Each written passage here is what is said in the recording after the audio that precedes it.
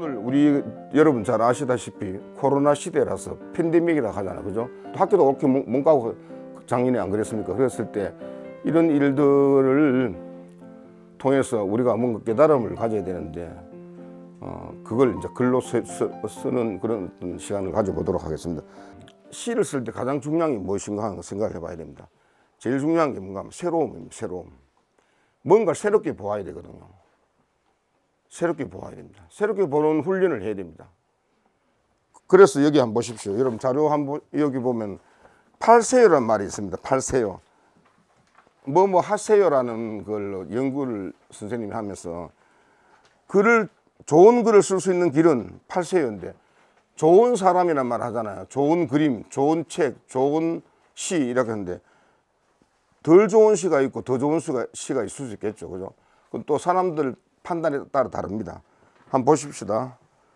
자, 1번 엉뚱하세요라고 되어 있죠. 한번 읽어봅시다. 엉뚱하세요. 시작. 엉뚱하세요.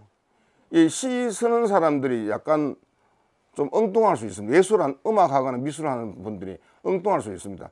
정상적인 사고만 해가지고는 안 됩니다.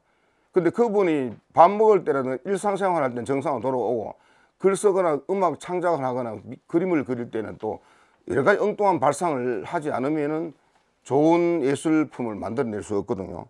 그래서 거기 보면 이렇게 됐잖아요. 아, 이것 봐라. 어쩜 이런 생각을 다 한 거야. 놀랍구나, 새롭구나, 신기하구나, 멋지구나. 이런 느낌을 주려면 생각과 행동이 다소 엉뚱한 방향으로 흐를 필요가 있다는 것이죠.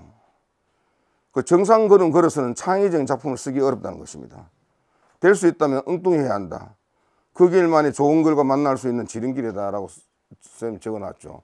그렇지만 글 쓸 때는 엉뚱하게 뭐 사고하고 생각하다가도 일상생활로 돌아올 때는 다시 정상으로 돌아와야 됩니다.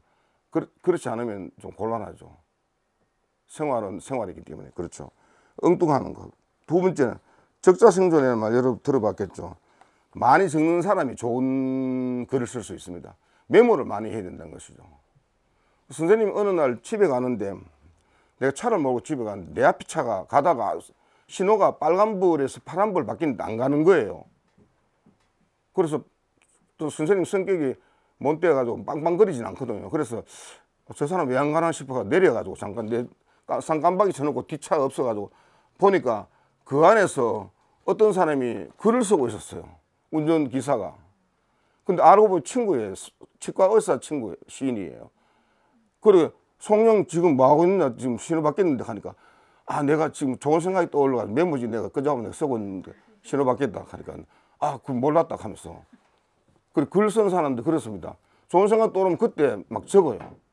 안 그러면 잊어버리거든요.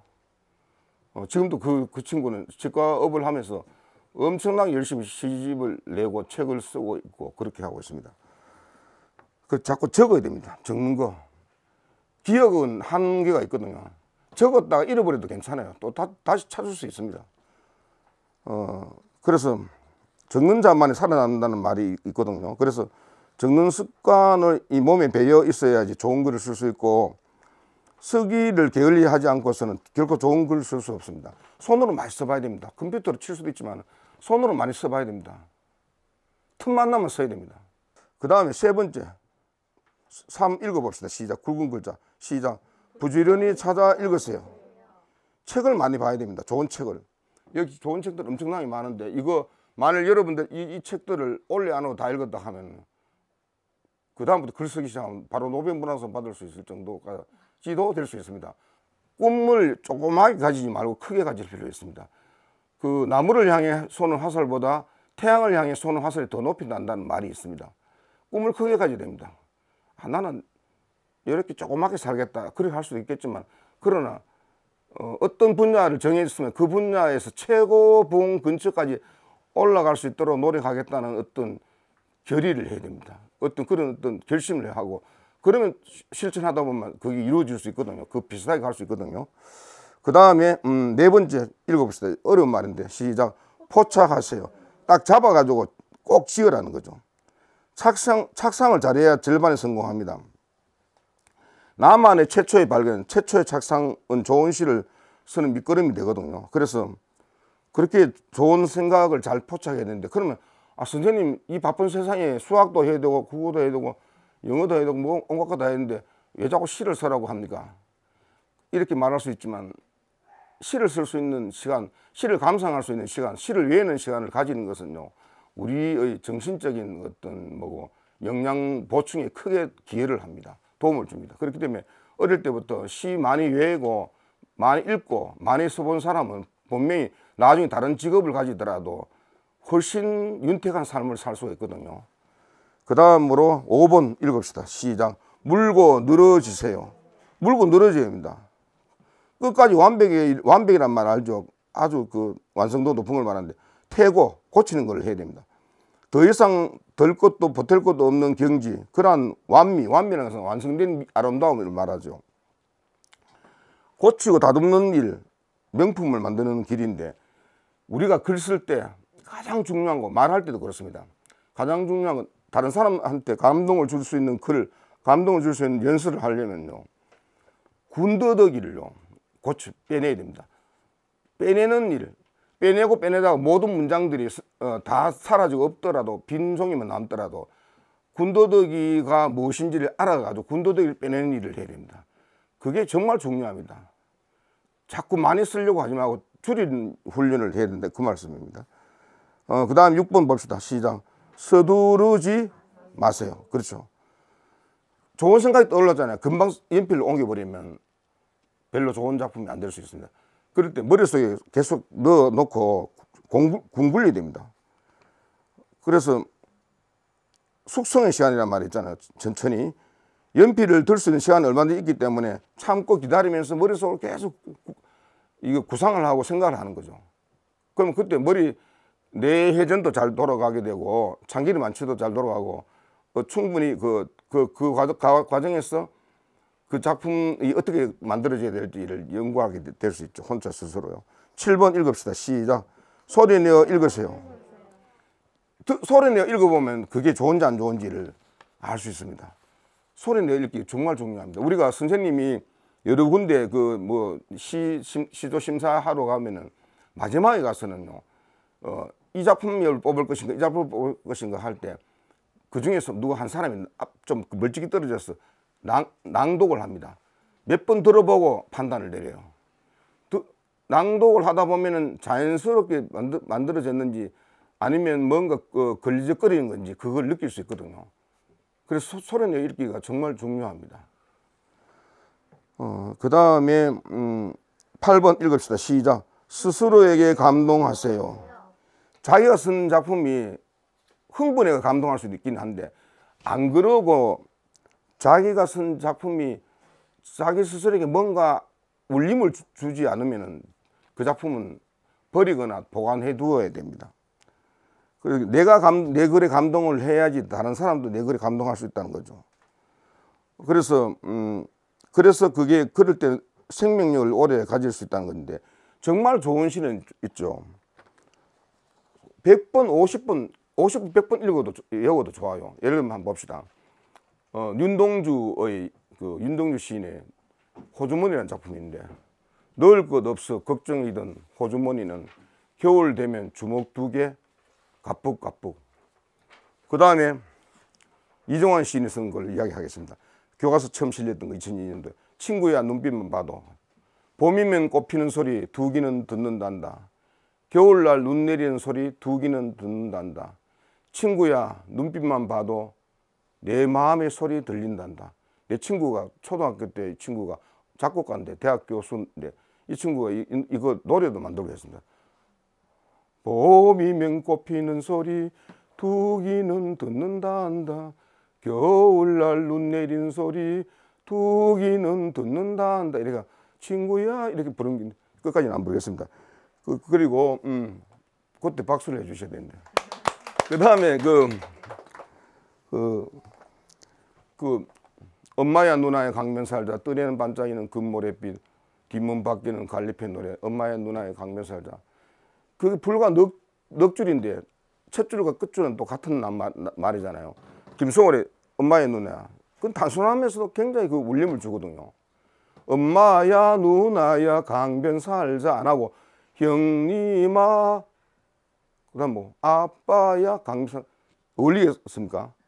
엄마야 누나야는 어울린데 엄마 대신 아빠야 형님아 강변살 이렇게 부르면 감이 영 떨어집니다. 그런데 생각해야 될 것은 뭔가 하면요, 엄마 안에는요 아버지가 들어있고 누나 안에는 또 그 뭐 오빠 맞죠? 들어있습니다. 들어있다고 봐야 됩니다. 그렇게 좋은 동시든 시조든지 시는 언제 읽어도 또 좋고 좋습니다. 그렇게 되기 힘들거든요. 근데 좋은 시가 한 줄 글자 한 장 빠져나가도 영 허물어질 수 있고 하나 더 보태줘도 좀 허무이 될 수 있는데, 완벽하다 싶은 작품들은 두고두고 물리지 않고 계속 기억납니다. 계속 아름답게 남아있죠. 자, 그래서 여러분들 그 다음 장 넘어가 8세요 여러분들 참고하시길 바라고, 그 다음 쪽에 원고지가 있는데, 여러분 시조를 잘 모르시기 때문에 원고지 칸에다 글자 써서 만들어 놨는데, 우리 코로나 시대 여러분 생각도 못한 일 아닙니까? 도대체 이 감염병 때문에 학교를 못 가게 됐다는 것은, 이 전대미문이라는 어려운 말로 하면 전에도 없었고 지금 앞으로도 이제 우리가 마주쳤는데 이런 일을 생각도 못한 일이잖아요. 옛날에 뭐 메르스인가 뭐 그런 게 있어서 잠깐 그렇고 했는데, 이거는 뭐 그 2년 지나도록 계속 이러고 있지 않습니까? 무서운 그런 어떤, 근데 앞으로도 뭐 또 어떤 일이 생길지도 모르기 때문에 그 대신 마스크를 계속 착용하고 있다 보니까 독감이 거의 없다고 하잖아요. 감기 드는 사람 별로 없다는 거죠. 그렇게 마스크와 예방접종도 받고 청결한 생활 이런 하면서 학교에서도 가정에서도 이렇게 늘 손 씻고 뭐 깨끗하게 하는 일을 하고 있는데, 이 과정에서 여러분들이 뭔가 느끼고 깨달은 것이 많을 겁니다. 그러면 그걸 가지고 시조 형식에 맞춰서 쓸 수 있도록 형식에 대해 좀 더 설명하겠습니다. 글감을 잘 잡아야 되고, 작은 것을 우리가 글 쓸 때는요 조그마한 것을 붙들고 깊이 있게 쓰는 훈련을 해야 됩니다. 그리고 자세하게 써야 되고요, 기능을 줄여서 쓰고, 아까 말씀한 대로 군더더기 없애도록 그렇게 하고요. 그리고 시조는 초장, 중장, 종장이라는 3장이 있는데, 종장에서 거의 주제, 하고 싶은 말, 메시지라고 하죠. 그죠? 전하고 싶은 말이 거기 함축돼 줄여서 이렇게 맺혀 마무리됩니다. 그래서 종장에서 집중적으로 표현할 수 있습니다. 초장이란 말은 시작을 말하고, 중장은 가운데를 말하죠. 종장은 마친다는 뜻이죠. 그죠? 그래서 이 시조 형식 우리나라밖에 없습니다. 없는데 이걸 언제 만드는가 하면, 고려 말에 성리학자들, 유명한 정치가들 이런 분들이 모여가지고, 우리가 맨날 그 한시만 쓸 것이 아니고 우리 글은 없지만 우리 말로 우리 시를 써보자 해가지고, 천지인 사상, 하늘천 땅 따지 사람 인해가지고 천지인 사상을 담아서 시조 형식을 만들어 보자 해가지고, 옛날에 여러분들 교과서에서 배운 어린이들이 있겠습니다만, 그 하여가 단신가, 이 몸이 죽고 주고 일병 고쳐주고 뭐, 그리고 또 이방원의 뭡니까 처음에 예? 이런 어떤 저런들 그런 거라든가 많이 있습니다. 그때 우리 선조들이요 정치를 해도 무지막지하게 하지 않고 그 당시에는요 이 시를 주고받으면서 어중을 떠보고 속마음을 떠보고 그런 일을 했었습니다. 그런 시조 쓰기가 고려말부터 시작해가지고, 고려말에는 글자가 우리나라 말이 없었잖아요. 글자가요. 그리고 조선시대 들어와 1446년에 한글이 반포되면서, 얼마 전에 한글날 지나갔죠. 반포되면서 그게 이제 한글 기록하도록 되어 있었습니다. 할 수 있었습니다. 그래서 그때부터 이제 정착되고 이렇게 해가지고 조선시대 동안 계속 시조가 가사와 더불어 이어지다가 조선조 말에는 또 사설시조라고 긴 작품도 나오고 했습니다. 왜냐하면 서민들의 애환을, 슬픔과 괴로움과 아픔을 담기 위해서 그렇게 한 것이죠. 그래서 시조를 원래 글자가 시절 가조라고 해가지고 그 시절의 어떤 노래란 거죠. 그 시대에 사는 사람들의 마음을 담고 생활을 담고 고민을 담고 괴로움을 담는 그런 것이 되죠. 지금도 우리는 시조를 쓰는 분들이 굉장히 많은데, 그리고 교과서도 시조가 실리는데, 우리 어린이들은 어린이대로 고민이 있거든요. 또 생활도 있고 생각도 있고 여러 가지 있지 않습니까? 놀이 이런 것들을 지금 현재 어린이들이 읽었을 때 공감을 할 수 있는 같이 느낄 수 있는 그런 작품들을 우리 어린이들도 써야 되고 어른들이 썼을 때도 어린이를 위해서 그런 작품들을 쓰도록 해야 됩니다. 만일 그 동시나 동시조를 쓰면서 어른들이 옛날에 자기가 어렸을 때 겪었던 일만 자꾸 쓰면은 지금 현재 우리 아이들이 어린이들이 공감할 수 없습니다. 그래서 1999년 2000년도에 그 유라초등학교 갔을 때 우리 반 4학년 아이들이 하는 말이 선생님 우리 이야기를 써달라고 하는 거예요. 선생님 이야기 하지 말고 옛날에 구닥다리 이야기 하지 말고 우리 이야기를 우리 생활 우리 생각 고민을 적어달라고 그렇게 요청을 하더라고. 그 얼마나 기특합니까? 자 그러면은 형식이 시조 형식이 있습니다. 이 초장 중장 종장인데요. 이게 3, 4 할 때 3 요거는 한 마디를 말합니다. 마디 하나, 둘, 셋, 네 개죠. 그죠? 또 마디 네 개죠. 마디 네 개인데 네 마디가 총 3번이니까 12마디죠. 그래서 12마디. 12마디를 보고 다른 말 음보라 하기도 합니다. 음의 걸음걸이. 3장, 초장, 중장, 종장. 3장이 육구는 두 마디가 한 구예요. 한 구. 그 쉽게 말하면 다음 구절을 뭐 찾아봐 무슨 뜻인지 알아보시오 하는 그런 문제가 나오잖아요. 그죠? 그럼 이거 한 구절, 한 구절입니다. 구 하나, 두 개, 세 개, 넷, 다섯, 여섯. 그렇게 6개죠. 그리고 6구죠. 그런데 초장, 중장은 3, 4, 3, 4 또는 3, 4, 4, 4야 됩니다. 글자 수입니다. 또 3, 4, 4, 4, 4, 3, 4, 3, 4 됐는데 종장은 그렇지 않습니다. 3, 5, 4, 3입니다. 그렇게 반전이 있습니다. 그래서 종장을 보고 시조의 종장은 창의적인 의미 공간이라고 이정환 시인이 논문 쓸 때 처음 썼습니다. 창의적 의미 공간. 우리 선조가 초장 중장까지는 똑같은 걸음걸이 걷도록 하다가 종장에 가서 3543이라는 반전 이게 변화를 준 거죠. 그래서 3은 석자 불변이고요. 불변 그 넉자 되면 안 되고 5는 5 이상 7 이하. 그렇게 딱 떨어지지 않고 정령시라도 약간 융통성을 줬어요. 융통성이요. 3, 5 그리고 4, 3이라고 했습니다. 물론 4, 4해도 됩니다. 4, 5 할 수도 있지만 되도록이면 4, 3으로 가면 좋은데 그 시조는 거의 다 요런 흐름으로 갑니다. 그래서 초장에서 시작해가지고 중장에서 이야기 나가다가 종장에 가서 자기 하고 싶은 이야기를 하는 거죠. 봄이면 꽃피는 소리 좀 길죠. 다섯자죠. 두 귀는 듣는단다. 겨울날 눈 내리는 소리 두 귀는 듣는단다. 봄이면 꽃피는 소리 두 귀는 듣는단다. 안 들릴 수 있지만 들릴 것 같잖아요. 그죠? 그게 느낌입니다. 사실 봄이면 꽃피는 소리 두 귀는 듣는다 하는데 안 들리는 건 확실해요. 안 들리는 건 사실입니다. 근데 느낌으로는 그게 들린다고 느껴지거든요. 그건 진실입니다. 그게 시적 진실입니다. 겨울날 눈 내리는 소리 두 귀는 듣는단다. 눈 내리는 소리는 강아지도 안 들을 수 있겠습니까? 살짝 떨어질 때 하도 귀가 밝아서. 그러니까 친구야 눈빛만 봐도 사실 우리 학교 가서 선생님이 42년 동안 교사를 했으니까 얼마나 많은 학생들을 가르쳤습니까? 만났습니까? 그리고 대학에서도 강의를 한 15년 좀 했거든요. 그 교대생들, 그 1학년 학생들 또는 4학년 학생들 했는데 학생들이 앉아서 대화할 때 요즘 이제 마스크 끼고 있어서 눈밖에 안 보이잖아요. 눈빛만 봐도 아, 저 친구는 오늘 건강 상태가 괜찮다. 기분이 밝은 편이구나 아니면 어두운 편이구나 이걸 느끼거든요. 눈빛이 다 모든 것을 말하잖아요. 눈빛이 또록또록 해야지 건강하지. 안 그러면 이제 잠 오는 사람 눈빛이 다르잖아. 그죠? 근데 선생님 눈이 너무 작아가지고 잘 보이지도 않는다는 말도 있던데 어쨌거나 겨울날 그래가지고 친구야 눈빛만 봐도 내 마음의 소리가 내게 들린단다. 그렇게 했습니다. 그래가지고 이 작품이 교과서 실렸을 때 후배 선생님이 전화 왔어요. 시 쓰는 친구가. 선배님 그 작품 선배님 쓴 동시조 중에서 제일 수준이 떨어진데 어째 그게 실렸습니까? 이렇게 하더라고. 그래 수준 떨어진지 그건 모르겠는데 그 초등학교 교과서에 작품 실릴 때는 8차 9차까지 이제 뭐고 그걸 합니다. 그 검증 과정을 거쳐요.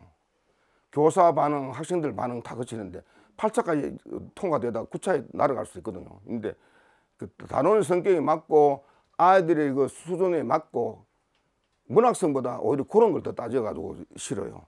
그 학생들 인성에 그 얼마나 좋은 영향을 주는가 그걸 파악하는데 그래도 그게 2002년도 실려 2010년까지 9년 동안 실렸습니다. 효자죠.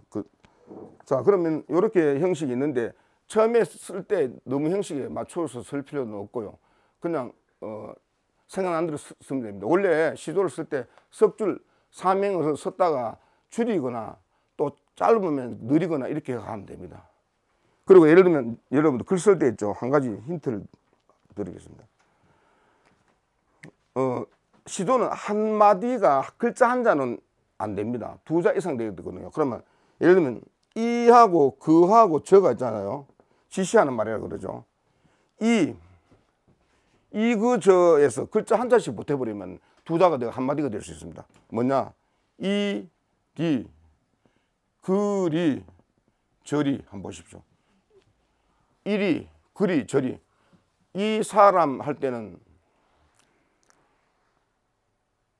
이 사람 하면은 이하고 사람 이제 그렇게 안 되는데 이리 사람은 말 안 되니까 그리 좋더나 할 때 그리 좋았니 할 때는 그 좋았니 하고 다르잖아요 뜻이. 그렇게 그 이 저에 리가 붙으면 다른 낱말이 돼가지고 부사라고 그러죠. 돼가지고 한마디 구실을 하게 됩니다. 시조 쓸 때 시 쓸 때 그러는 게 굉장히 중요하죠.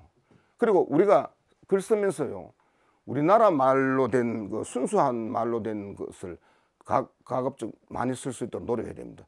영문화로 보는 그런 우리나라 순수 순우리말도 있는데 그런 건 좀 하지 않더라도 계속 새로운 낱말을 찾아서 확보할 수 있도록 새로운 낱말을 찾아서 확보할 수 있는 길은 뭐가 있는가 하면 다채롭게 하려면 동화집이나 소설책을 좀 많이 읽어봐요. 좋은 소설책 많이 읽으면 소설가들이 또 엄청나게 우리나라 사람들이 좋은 작품 많이 쓰고 있는데 그분들이 시인들보다 더 시스럽게 소설을 구성해 나갑니다. 그렇게 소설책을 많이 읽고 동화책을 많이 읽으면은 시조집이나 시집이나 이런 것보다 훨씬 도움이 많이 돼요. 그래서 내가 활용할 수 있는 우리나라 말들을 언어 그런 것을 다양하게 쓸 수 있는 것을 연구하도록 해야 되고 또 전문적으로 글을 쓰는 사람들은요 자기만의 시어 사전 그런 사전을 만들어서 쓰는 사람들도 있습니다. 그러면 여러분들 문제가 이제 제목인데 제목을 뭘 할지 제가 이름 모르니까 무슨 제목으로 그 코로나를 이길 수 있는 시도를 쓰겠습니까? 제목. 네. 천천히. 코로나를 이기는 방법? 그렇게 이제 코로나와 관련돼 가지고 시도 쓰는데 마스크로 쓸래요? 아니면 손 씻기 할래요? 아니면 생각나는 거? 소독. 소독. 박수. 그다음 또 백신. 그다음 마스크. 그다음에 어머니도 말씀하셨어. 근데 이제 이런 걸로 할 수도 있는데 엉뚱한 제목으로 할 수도 있습니다. 예를 들면 뭐 선생님 금방 생각나는데 예를 들면 무슨 생각하다 예를 들면 풀 있죠. 풀 화분을 보면서 뭐 생각할 수도 있습니다.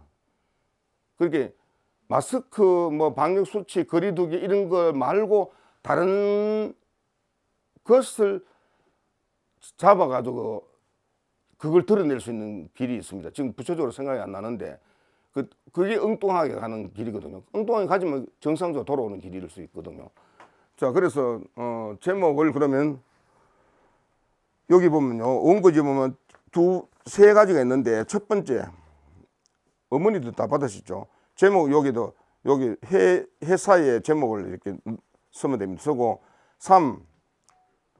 3에다가 뭘 쓰느냐? 예를 들면 뭐 마스크를 챙겨서 학교에 갔다. 그죠? 저는 가다가 둘러보니 한 친구가 다가왔다. 그런데 그 친구는 뭐 하면서 마스크가 없다든가 이래가지고 뭐 그런 식으로 이야기를 엮어 나갈 수 있거든요. 나갈 수 있는데 지금 선생님이 이야기한 건 사실 그대로 썼기 때문에 재미가 없습니다. 재미가 없기 때문에 이걸 느낌을 담고 생각을 담을 수 있도록 해야 되거든요. 그러면 지금부터 어떻게 할까요? 그 제목을 하나 각자 한번 적어 보실래요? 일단 첫 번째 원고지 그렇게 세 편을 쓸 수 있는데 첫 번째 자리에다가 제목을 하나 써 보십시오. 금방 발표한 제목 말고 다른 더 좋은 제목이 있으면 더 좋은 제목을 하고요. 예. 그러면 지금부터 여러분들은 한 편씩 쓴 다음에 있죠. 나와서 이렇게 한번 피드백 같이 논의하도록 하겠습니다. 한 편이 완성되면. 예. 그러면 선생님이 도움되는 이야기를 해 드리겠습니다.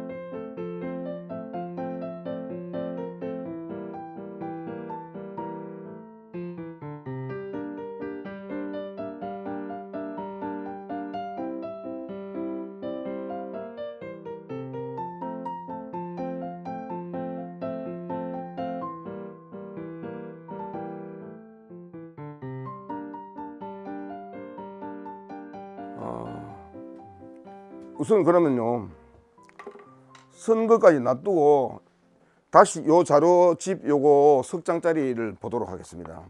이 작품들이 시조는 아니지만은 우리 감성을 자극할 수 있는 좋은 내용들이 많이 있습니다.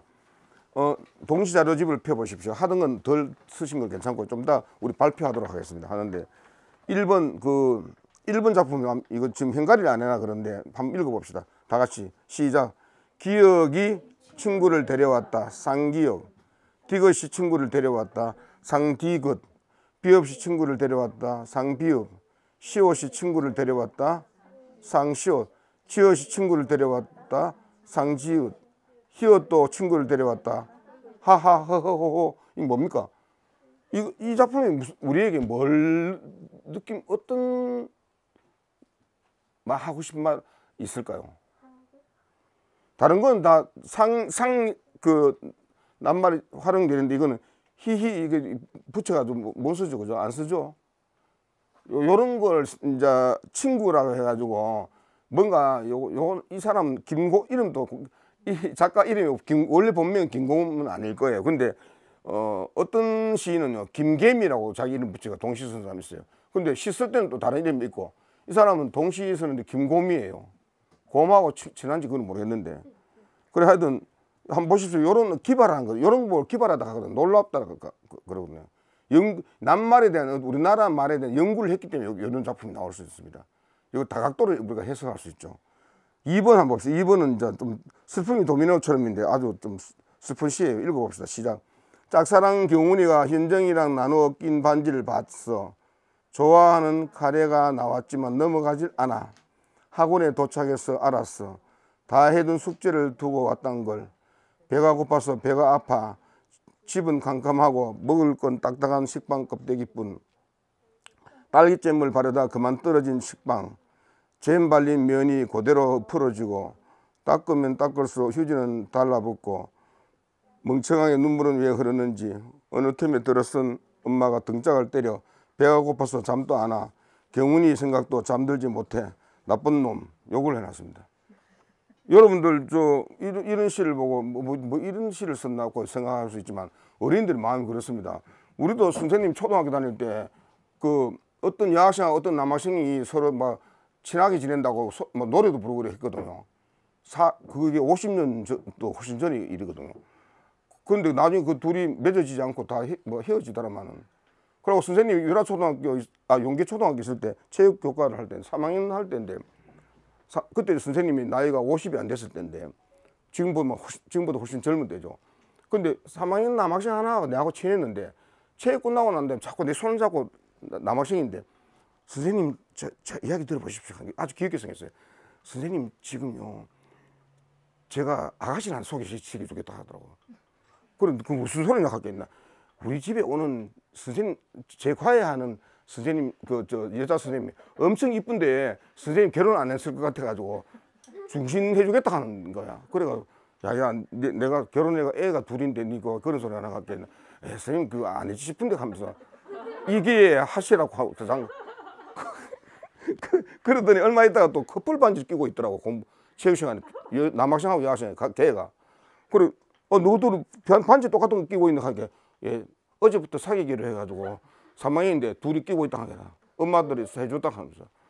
근데 한 달쯤 지나서 뭐 반지가 없어 둘 다. 반지 어떻게 했나? 자 우리 헤어졌습니다. 여기도 그런 내용들이 그게 어린이들 마음이다.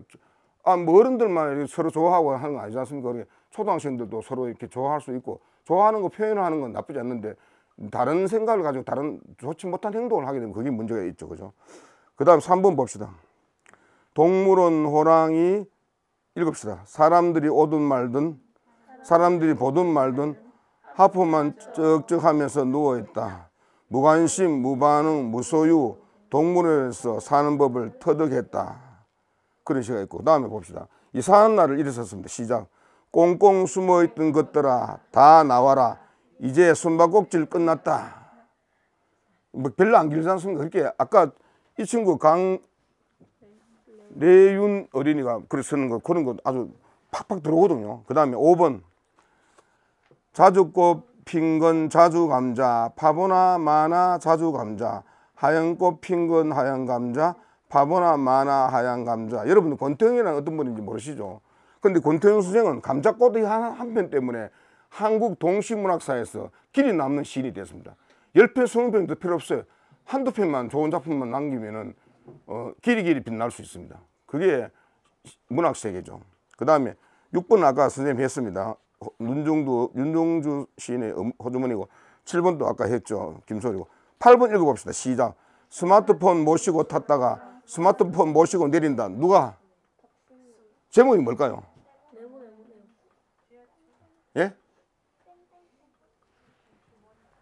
스마트폰 모시고 우리 여러분 3호선에 또는 뭐 2호선, 1호선 타보면은 전부 다 앉아가 거의 다 아저씨도 아주머니도 어린이도 고등학생들도 거의 스마트폰 펴놓고 보고 있잖아요. 그죠? 예. 이게 장소를 말합니다. 제목은. 예, 지하철. 예. 박수. 예. 지하철입니다.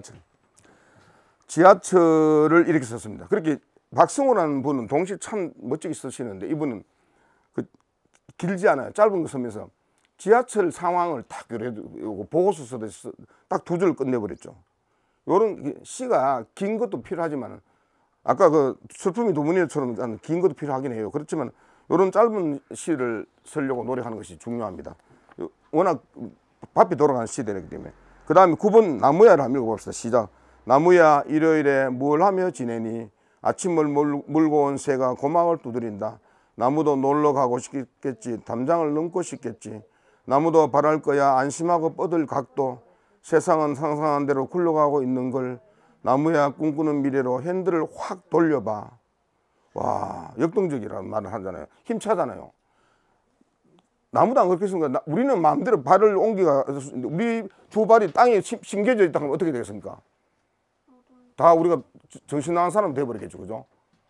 근데 나무들은 계속 일평생 한 곳에 서 있지 않습니까? 나무야 겨울나무 노래를 했는데 근데 이거 나무를 보면서 이렇게 이제 나무가 자유롭게 움직이는 것을 생각해 그 생각을 담아 넣는 건 참 좋죠. 그 다음에 여름방학 한번 읽어봅시다. 시작. 그제는 전라도 댕기 왔땡께요. 어제는 경상도 댕기 왔심도. 오늘은 충청도 구만유. 내일은 강원도예요. 전국 곳곳을 사돌아다니는 장마철 먹구름 학생들. 재밌죠? 네. 조수옥이라는 물론 어른입니다.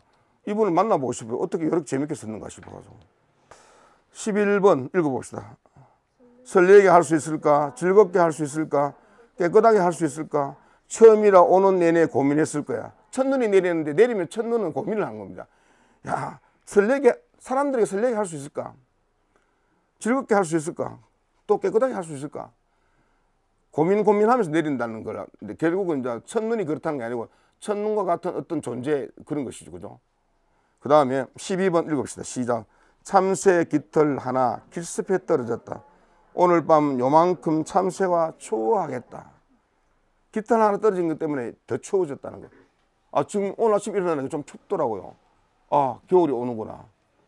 이 겨울 어떻게 보낼 것인가 고민할 필요는 없습니다. 어머니들께서 따뜻하게 해주실 것이니까요. 그 다음 13분 작품 긴데 한번 읽어봅시다. 재밌거든. 엄마가 방직 공장 다니던 아가씨 때 공장 쉬는 날엔 하루 종일 밖에도 안 나가고 밀린 잠을 자다가 TV만 봤지. 할머니가 집에만 있지 말고 친구들 좀 만나고 다니래도 엄마는 TV 보는 게 더 재밌고 좋았어. TV를 볼 때 엄마는 행복했어. 로마의 휠에 나오는 공주를 꿈꾸기도 하고 왕과 나의 주인공이 되기도 했지. 그런데 그만 TV의 고장이 난 거야. 할머니는 애국가가 시작해서 끝날 때까지 TV를 보니 견디겠냐며 걱정을 하셨지. 수리점에 전화를 했는데 키만 멀쑥한 기사가 찾아왔어. 팔뚝에 돋은 푸른 핏줄과 짙은 송솔 따라 환한 빛이 따라 들어오는 거야. 퓨즈가 나갔다며 갈아 끼우는 기사의 뒷모습이 그렇게 듬직하고 믿음직했어. 명함에 적힌 전화번호로 전화를 하고 만나기 시작했어. 그러게 아빠는 엄마의 기사가 된 거야. 그 뒤로 쉬는 날에 엄마는 할머니 소원대로 집에 붙어있는 날이 없었지. 송진곤이라는 선생님이 있었는데 기사와 공주입니다. 그 기사 두 가지 뜻을 갖고 있잖아, 그죠? 이래가지고 자기 엄마 아빠 연애담을 시를 동시를 썼습니다. 좋습니다. 예, 건전한 시죠. 그 다음에 14번 읽읍시다. 시작. 아이들 함성 소리가 사라진 텅 빈 운동장. 올봄 전학 온 아이들로 꾀곡합니다. 올가을 운동회 때는 풀벌레 소리가 가득할 것 같습니다. 이게 폐교인데 선생님도 옛날에 근무하던 학교에 가보면 폐교는 안 됐는데 첫해 갔던 1977년 4월 25일 발령받아 갔던 경북 금능군 지뢰면 지뢰초등학교, 지금으로 하면 김천시 지뢰초등학교인데 가보면 그 당시는 전교생들 학반이 19반이었고요.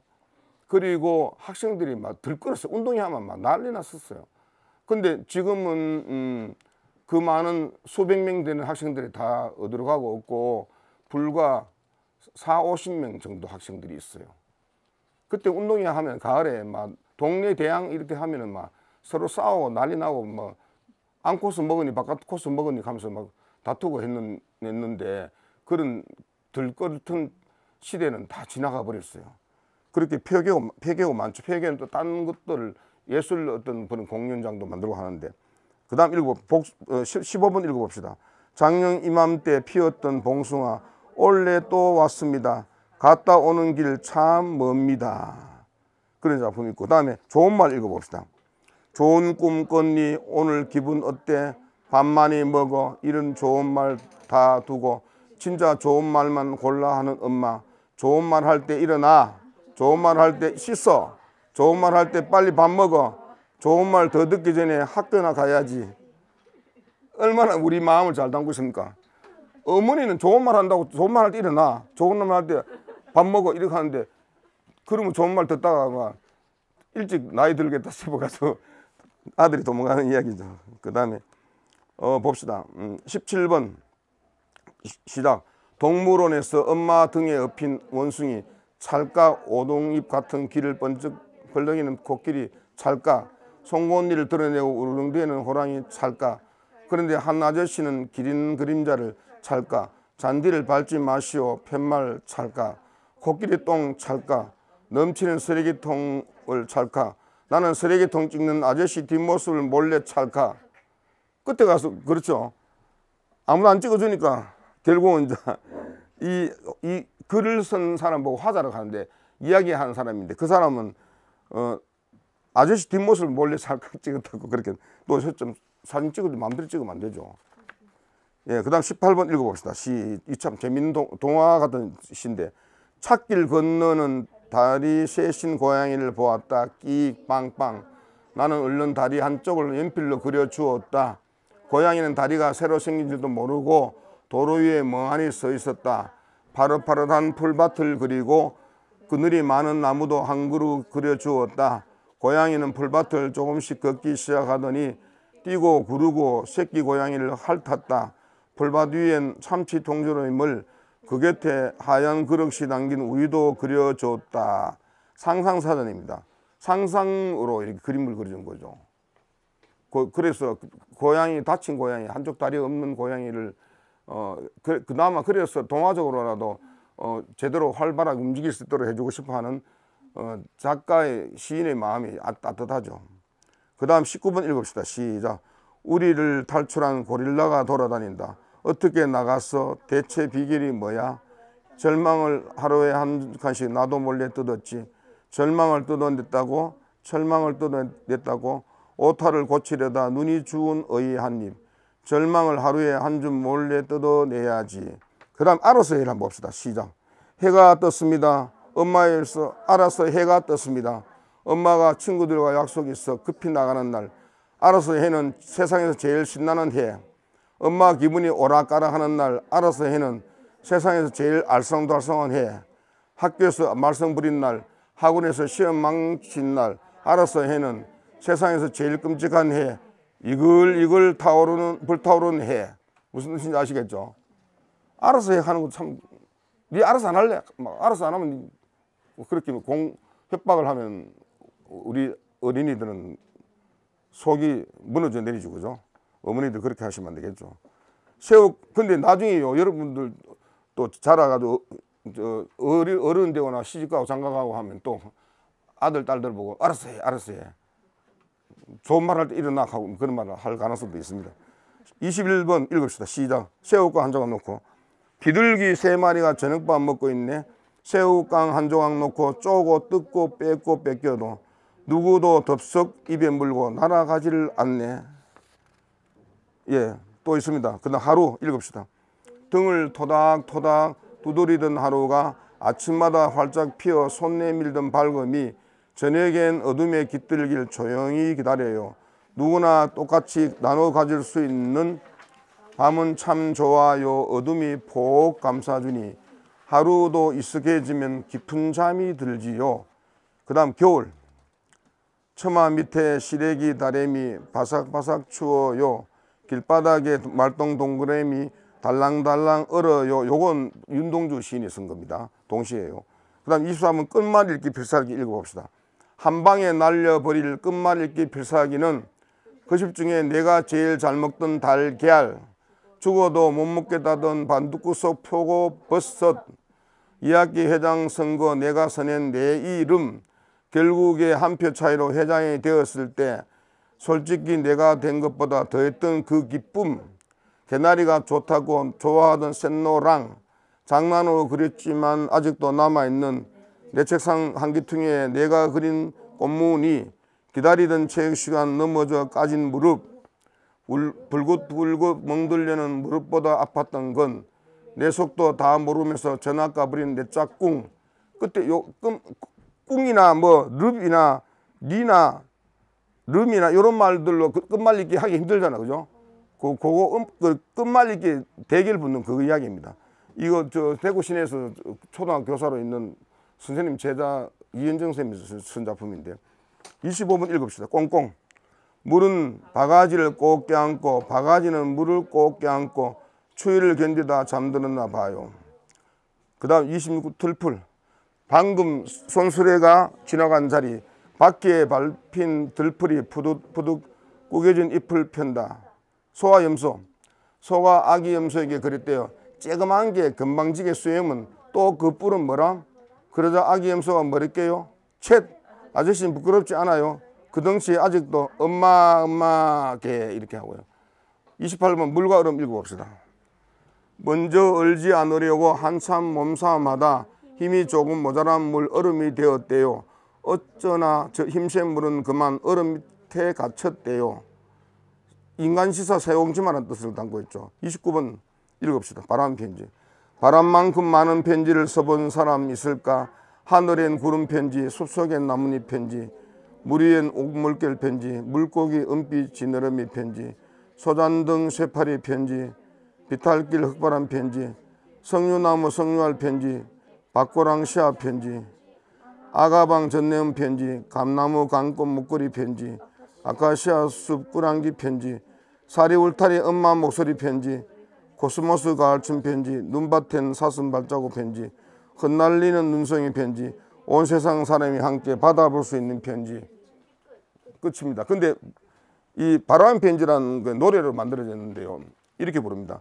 바람만큼 많은 편지를 써본 사람 있을까? 바람만큼 많은 편지를 써본 사람이 있을까? 하늘엔 구름 이런 식으로 부릅니다. 여러분들 그 나중에 이 노래를 부를 수 있는 기회가 있으면 좋겠는데, 그러면 조사를 하겠습니다. 아직 그 작품 그 발표 좀 더 해야 되고요.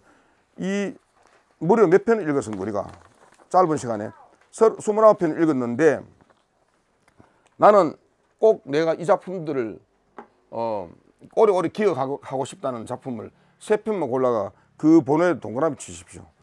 1번에서 29번 사이에서 조사를 좀 해봐야 됩니다. 가장 나는 이 세 편이 제일 마음에 든다. 3편 안 하고 2편 할 수 있고 4편 할 수도 있는데, 천천히 한 보고. 현흥초등학교 강래윤 어린이 3학년인데, 답답해 어지러워, 제목이 마스크입니다. 답답해 어지러워 숨막혀 편해져라. 집에서 벗고 쓰고 반복은 참 불편해. 어쩌면 마스크를 곧 벗을 수는 있겠지. 박수. 잘했습니다. A 플러스입니다. 그 다음에 또 코로나를 없앨 수 있는 방법, 제목이 긴데 관계없습니다. 현흥초등 강래희. 귀찮고 힘들지만 손 씻기 열심히 하고 답답하고 우울해도 거리두기 실천하면 어쩌면 모든 사람이 코로나를 없앨 수도. 박수. 예. 모범 답안처럼 잘 썼습니다. 그럼 김동연 대청초등학교 마스크.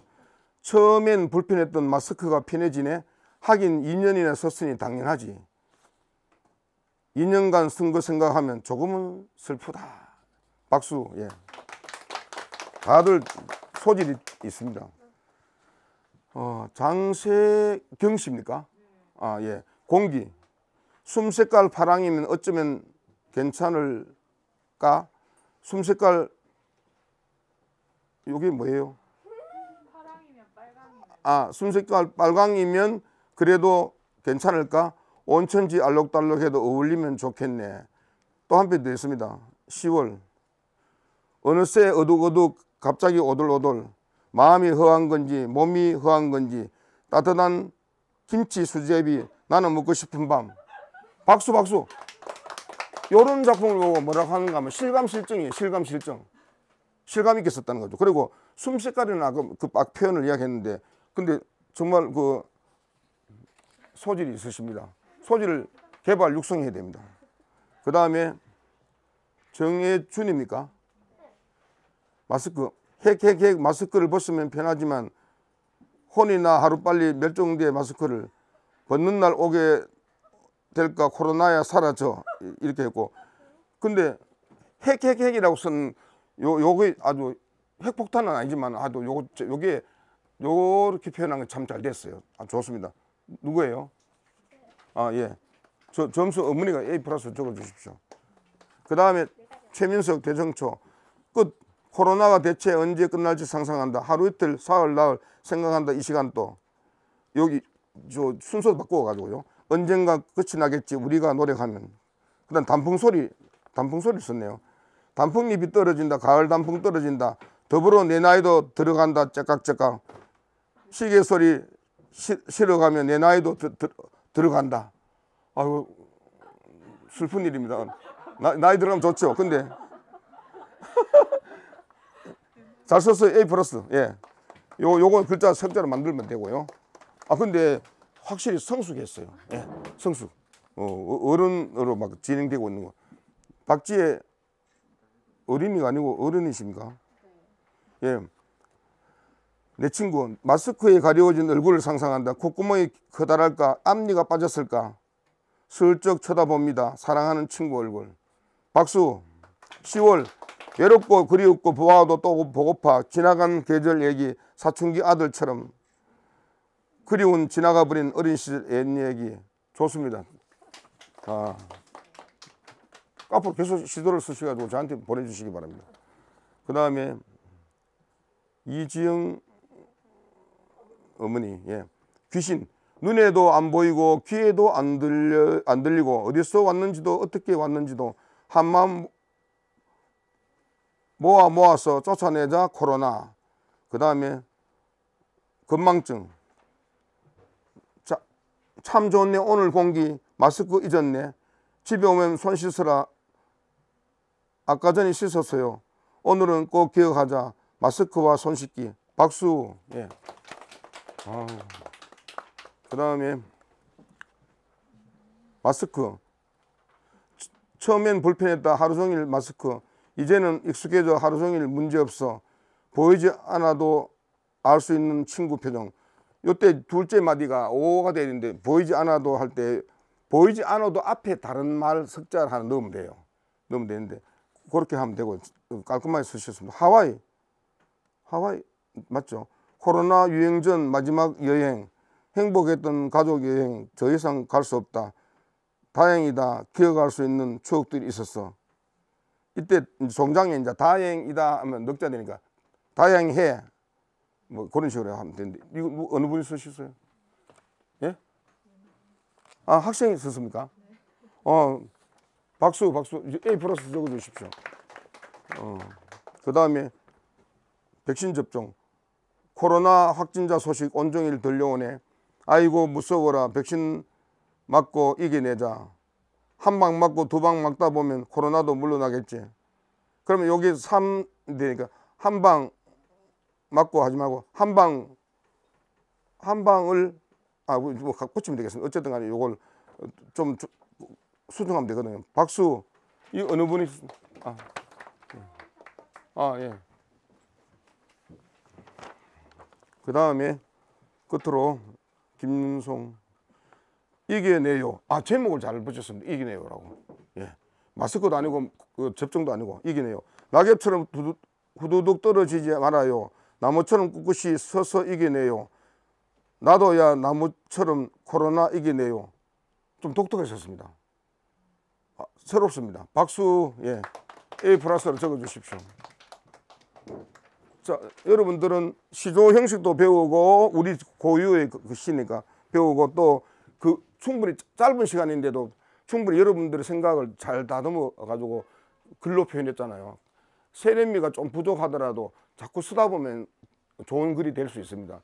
여러분들이 지금부터 계속 쓰시면 선생님보다 훨씬 더 좋은 작품들을 쓸 수 있거든요. 그래서 이번 기회에 여기서 공부한 것을 끝내지 마시고 계속 그 글쓰기를 시인이 되겠다 이런 거 떠나서 쓰기를 계속하면 좋습니다. 좋은 생각 떠오르면 공책에 적어요. 그러면은 분명히 꼭 문인이 안 되더라도 다른 일을 하면서도 즐겁게 내 마음을 담을 수 있는 글의 명선수가 될 수 있습니다. 그렇기 때문에 그렇게 하시면 좋겠다는 생각이 들고. 그럼 어떻게 할까요? 마무리. 그러면 일단 질문을 해 주십시오. 질문. 누구든지. 누가 했는데. 질문. 마무리. 그러면은 하여튼 여러분들 정말 진지하게 그 짧은 시간 안에 자기 자신의 생각을 잘 담아서 표현을 잘했는데 그 자료는 집에 가서 또 읽어보시고 이렇게 하고 해서 나도 지금부터 평생 동안 하루에 한 편씩 시조를 쓰겠다 이런 생각을 가지시고 어머니들께서 꼭 그 좋은 작품 쓰시면은 그 또 문인으로서 성장할 수 있는 길도 열리거든요. 자녀들 키우면서 그렇게 할 수 있기 때문에 분명히 말씀드릴 수 있는 것은 여러분들이 코로나에 관한 이런 작품들을 쓰면서 내면이 깊어지고 또 어떤 어려움이 닥쳤을 때 그것을 이겨낼 수 있는 능력을 갖추는데 정신적인 어떤 힘을 기르는데 도움이 되었을 것이라고 확신합니다. 여러분들 아름다운 우리 고유의 시조를 잊지 마시고 오래오래 시조를 사랑하면서 그렇게 초등학생들은 무럭무럭 자라나서 이 우리 사회 공동체에 유익을 끼치는 그런 훌륭한 인물로 성장했으면 좋겠다는 생각이 절실해야 됩니다. 이 좋은 공간에서 같이 좋은 시간을 보낼 수 있어서 이 가을이 너무나 아름답다 생각이 듭니다.